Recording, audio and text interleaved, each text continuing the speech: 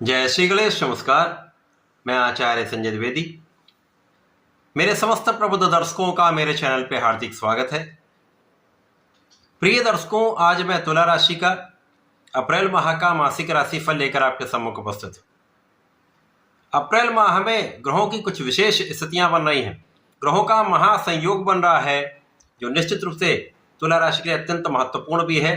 कुछ बड़े तथा विशिष्ट लाभ भी प्राप्त होने वाले हैं, क्योंकि इस माह में सूर्य अपनी उच्च राशि में जा रहे हैं, शुक्राचार्य स्वराशि में जाकर बलवान होंगे, मंगल और बुध राहु के दुष्प्रभाव से मुक्त हो जाएंगे, जिसके कारण महायोग की प्राप्ति हो रही। प्रिय दर्शकों, प्रारंभिक समय में जो ग्रहों की स्थितियां हैं वो इस प्रकार होंगी। आपके पंचम भाव में राहु मंगल और बुध का योग होगा। षष्ठम भाव में शनि सूर्य का योग बना हुआ है। आपके सप्तम भाव में स्वयं शुक्राचार्य गोचर कर रहे हैं, तो आपकी लग्न कहीं पर यहाँ पर निर्बल नहीं है, तो यहाँ पर आपके लिए कोई बहुत बड़ी विकट स्थिति नहीं बन रही। गुरुदेव बृहस्पति आपके भाग्य भाव में होकर लग्न पर प्रभाव डाल रहे हैं, और लग्नेश का प्रभाव लग्न पर है, तो किसी प्रकार की बहुत निर्बलता यहाँ पर प्राप्त नहीं हो रही। केतु का गोचर आपके एकादश भाव में है। 2 अप्रैल को मंगल राशि परिवर्तन करके षष्ठम भाव में जाएंगे, राहु के दुष्प्रभाव से अंगारक दोष से मुक्त हो जाएंगे। 10 अप्रैल को बुध भी राशि परिवर्तन करके षष्ठम भाव में पहुंचेंगे, जड़ दोष से मुक्त हो जाएंगे। 14 अप्रैल को सूर्यदेव अपनी स्वराशि में जाकर महाबलवान होकर उच्च राशि में पहुंचकर विशिष्टता देने वाले हैं। रवि शुक्र योग यहां पर बनेगा तथा 20 अप्रैल को शुक्राचार्य स्वराशि में जाकर अष्टम भाव में गोचर करेंगे। इस माह के प्रारंभ से लेकर अंत तक तुला राशि के लिए कोई बहुत बड़ी समस्या वाली स्थिति नहीं दिख रही, क्योंकि यहां पर गुरुदेव बृहस्पति का प्रभाव लग्न पर है, आपके परिश्रम पर है, आपके पंचम भाव पर है, तो राहु यहां पर बैलेंस हो रहे हैं। तो ज्ञान शिक्षा के भाव में कोई बड़ी निर्बलता नहीं आएगी। हो सकता है कि आपके मन के अनुसार आपके एक्सपेक्टेड रिजल्ट ना आए, कुछ कमी हो सकती है, लेकिन नकारात्मकता कुछ नहीं। यहां पर गुरु का प्रभाव आपके ज्ञान के स्तर को बढ़ाने वाला, आपका ज्ञान में वृद्धि करने वाला है, तथा बुध पर और मंगल पर इनकी दृष्टि का प्रभाव इनकी निर्बलता को दूर करने वाला है। तो कहीं ना कहीं आप ज्ञानवान तो रहने वाले हैं, आपका बुद्धि बल भी बहुत निर्बल नहीं रहेगा।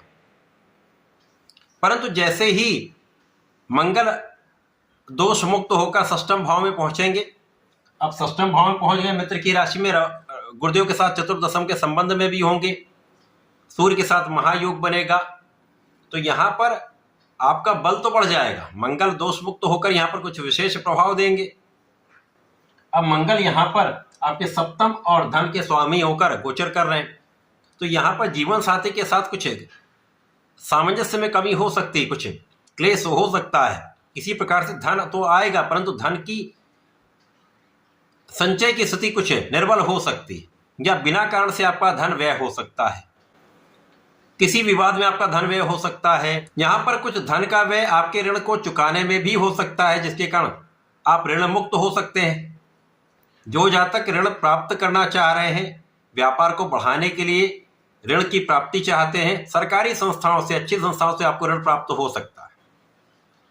इसी प्रकार से समय आपके विवाद का समापन होगा, कानूनी समस्याओं में आप विजयी रहेंगे, तथा विदेशी व्यापार से जुड़कर या विदेश से संबंधित होकर, देश विदेश से संबंधित होकर कुछ कार्य करते तो वहां पर अच्छा लाभ आपको प्राप्त होता दिख रहा है। इस समय में शत्रुओं का विनाश निश्चित है, कोई शत्रु आपके सामने टिक नहीं पाएगा।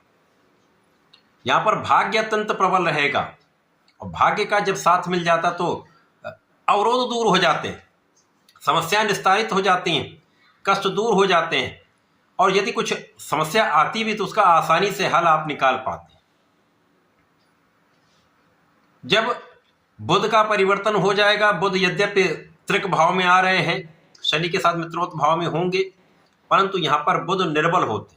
यहां पर बुध आपके भाग्य और द्वादश के स्वामी होकर गोचर करेंगे, शनि के साथ मित्रोत्त भाव में होंगे। यहां पर कुछ निर्बलता तो आएगी, तो मौसम के कुछ रोगों से आपको बचना चाहिए, कुछ एलर्जी हो सकती है, परंतु यहां पर विपरीत राजयोग का लाभ भी आपको प्राप्त होगा। तो कहीं ना कहीं भाग्य के सहारे या भाग्य के कारण आपको अच्छे लाभ प्राप्त होते दिख रहे हैं, और बुद्धि बल यहां पर बहुत अच्छा रहेगा, कुशाग्र आप रहेंगे। तो बुद्धि का उपयोग करके आप कम प्रयास में भी अच्छा लाभ ले सकते हैं। जब सूर्य का परिवर्तन अपनी उच्च राशि में हो जाएगा, अब यहाँ पर शुक्राचार्य पहले से ही है, तो तुला राशि के जातकों का इस समय आकर्षण बहुत अच्छा होगा, सौंदर्य में वृद्धि होगी। अब यहाँ पर सूर्य का प्रभाव आपको सुख साधन बढ़ाएगा, आपके लाभ में पहले से कई गुना वृद्धि करेगा, धन के आगमन में सरलता होगी, आपको बल मिलेगा, आपके नेतृत्व की क्षमता विस्तृत होगी, आपकी क्षमता में वृद्धि होगी, आपका एक विशेष आभा मंडल यहाँ पर बनेगा।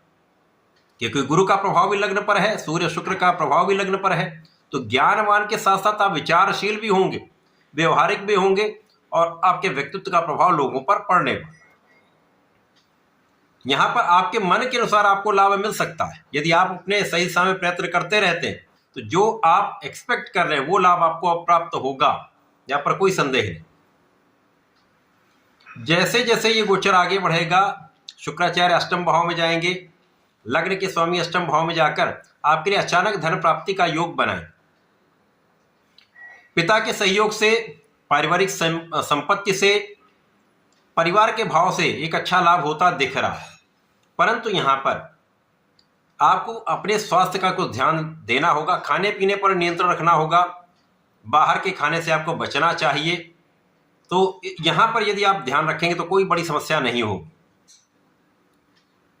इस समय जो लोग सरकारी संस्थाओं से जुड़े हुए हैं, सरकारी नौकरी में हैं, उनके लिए विशेष स्थिति बन रही, उनकी पद वृद्धि हो सकती, लाभ वृद्धि का योग बन रहा, अच्छा इंक्रीमेंट लग सकता है, या आप किसी व्यापार में हैं, किसी प्रोफेशन में हैं, वहाँ पर अच्छे अवसरों की प्राप्ति निश्चित रूप से होगी। इस पूरे समय में आपको नियमित रूप से भगवान गणपति की आराधना करनी चाहिए।